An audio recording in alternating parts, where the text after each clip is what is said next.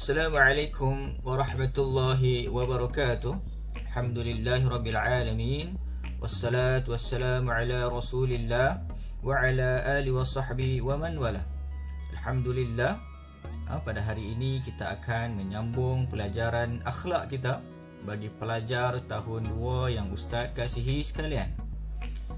Hari ini kita akan memasuki pelajaran ketujuh daripada buku teks pada muka surat 43.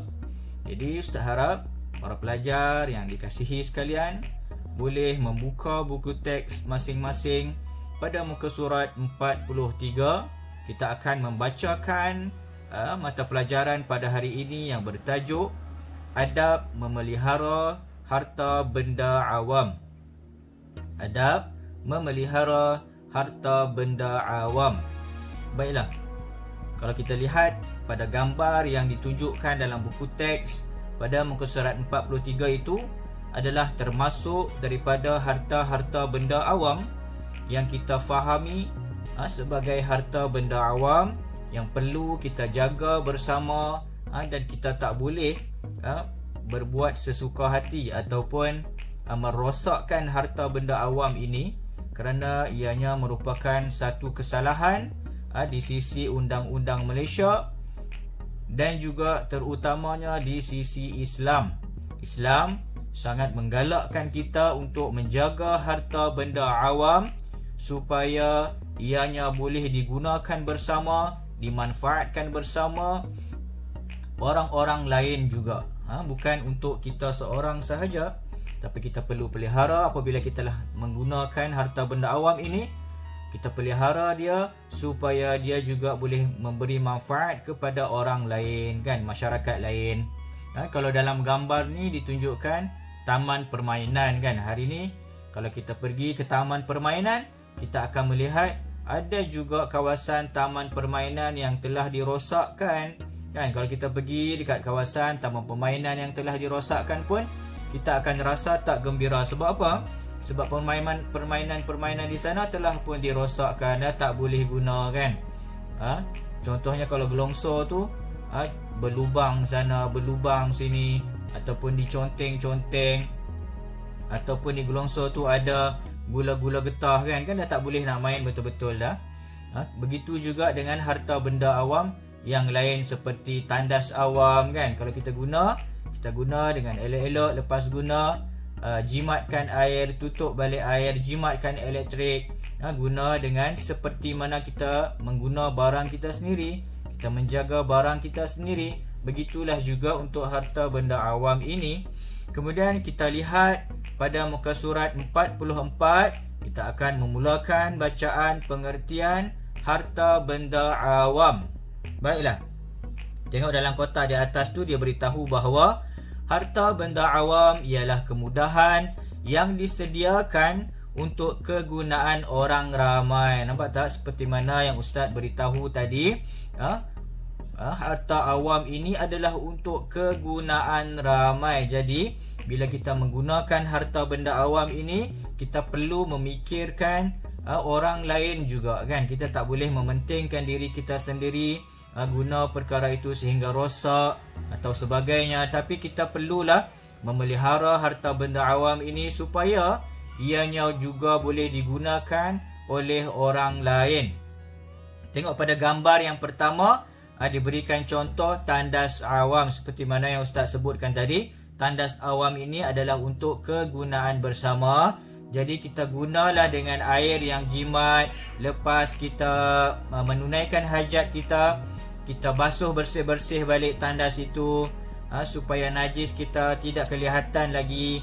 Kemudian kita buat baik-baik seperti mana kita menggunakan kegunaan rumah kita, kan. Takkan rumah kita nak kotor-kotor, tidak. Macam tu juga tandas awam, lepas guna kita bersihkan balik. Kemudian telefon awam. Kalau zaman Ustaz kecil-kecil dulu ataupun zaman Ustaz remaja dulu, bolehlah nampak mana ada telefon bimbit. Pada zaman itu untuk menghubungi keluarga kalau duduk di asrama, guna telefon awam, kan. Kalau kita nak guna telefon awam, tiba-tiba telefon awam ni rosak, tentulah menyukarkan untuk orang menghubungi orang-orang dia nak hubungi kan. Kalau ada masa-masa kecemasan yang nak gunakan telefon awam, kita perlu memikirkan tentang kegunaan orang lain kan.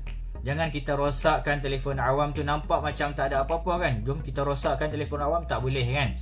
Tak boleh, kerana kita tak tahu apa yang akan berlaku kepada orang lain.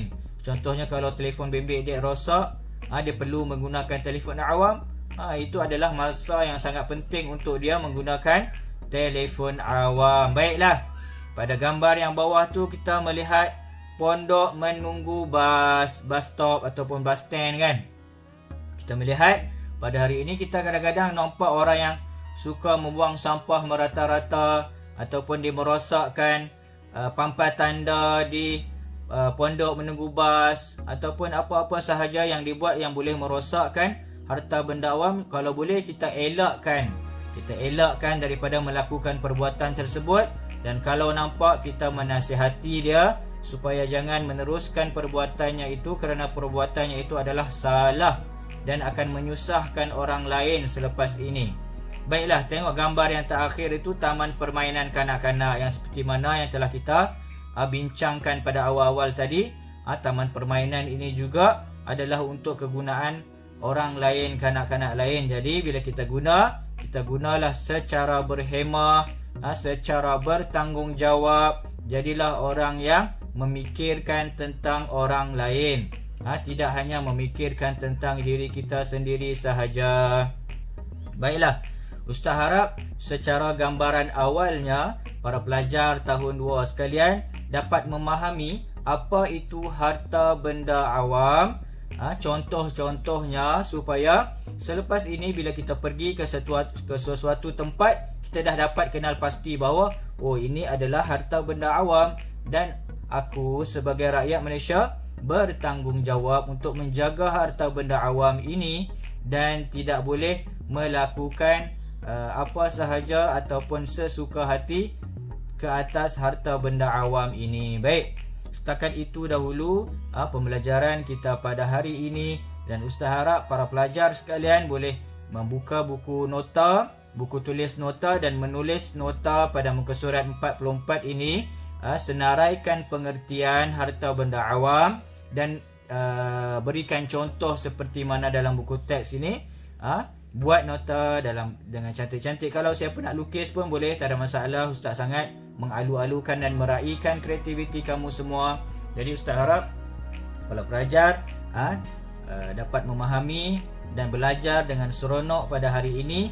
Kita sudahi pembelajaran kita pada hari ini dengan tasbih, kafarah dan suratul As. Subhanakallahumma wa bihamdik, asyhadu an la ilaha illa anta wa nastaghfiruka wa natubu ilaik.